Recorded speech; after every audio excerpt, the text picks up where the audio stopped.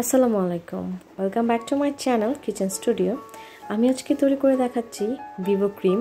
আর এটার রেসিপি আমি আমার আগের ভিডিওতে বলেছি যে নেক্সট ভিডিওতে আমি ভিভো ক্রিমের A to Z শেয়ার করব। তো সেই ভিডিওটা নিয়েই আমি আজকে এসেছি।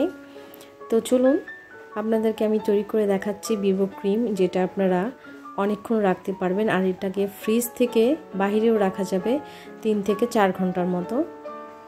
আর আপনাদের ক্রিমটা কিন্তু একদমই গলবে না যদি আমার এই রেসিপি ফলো করে আপনারা তৈরি করেন। খেতেও খুব মজা হয় এই ক্রিমটা। আর এই ক্রিমটাও কিন্তু একদমই গলে যাবে না যতই গরম হোক না কেন।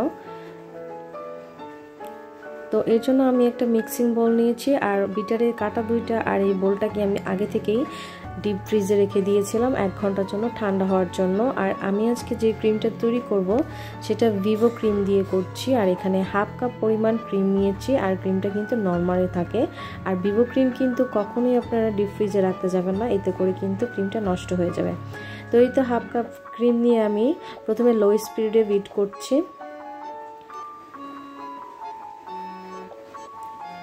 এই যেরকম ঘুরিয়ে ঘুরিয়ে বিট করতে থাকবেন।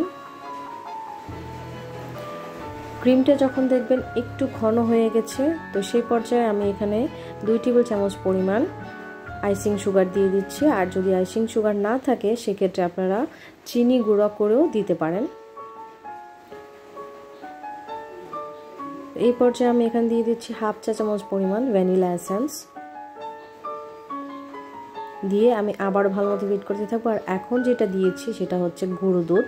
এখানে 2 টেবিল চামচ পরিমাণ আছে। এই গুঁড়ো দুধের কারণে কিন্তু ক্রিমটা একদমই নড়াচড়া করবে না আর গলেও যাবে না। তো গুঁড়ো দুধটা দিয়ে আমি আবারও বিট করে নিচ্ছি। গুঁড়ো দুধ দেওয়ার পর আপনাদেরকে আর বিট করতে হবে না। তো এই তো আমি একটা পাইপিং ব্যাগে ভরে নিয়েছি। এখন আপনাদেরকে ডেকোরেশন করে দেখানোর পালা। এই দেখুন ক্রিমটা কিন্তু খুবই ভালো হয়েছে। তো এরকম করে আমি ঘুরিয়ে ঘুরিয়ে একটা রোজ শেপ দিয়ে নিচ্ছি। প্রথমটা একটু নষ্ট হয়ে গেছে, কোনো ব্যাপার না, পরেরগুলো একদম পারফেক্ট হবে। এই দেখুন আমি একটা নজল দিয়ে কিন্তু 3 থেকে 4টা ডিজাইন করে দেখিয়েছি।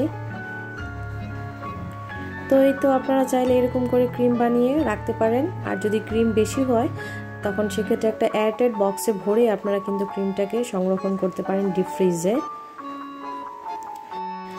আপনারা চাইলে এরকম করে ক্রিম বানিয়ে তারপর কেকের উপরে ডেকোরেশন করতে পারেন। আর এরকম করে কিন্তু ক্রিম বানালে ক্রিমটা কিন্তু গলে যাওয়ারও কোনো চান্স থাকে না, আর ক্রিমটাও খেতে খুবই মজা হয়। যারা এতক্ষণ পর্যন্ত আমার এই ভিডিওটা দেখছিলেন তাদেরকে অসংখ্য ধন্যবাদ।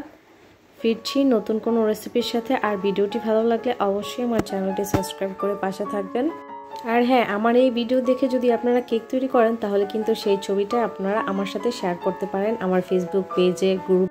আর কেকগুলো কেমন হলো অবশ্যই কিন্তু আমাকে কমেন্ট বক্সে জানাবেন। আল্লাহ হাফেজ, ভালো থাকবেন সবাই, সুন্দর থাকবেন, সুস্থ থাকবেন, সবাই সবার জন্য দোয়া করবেন।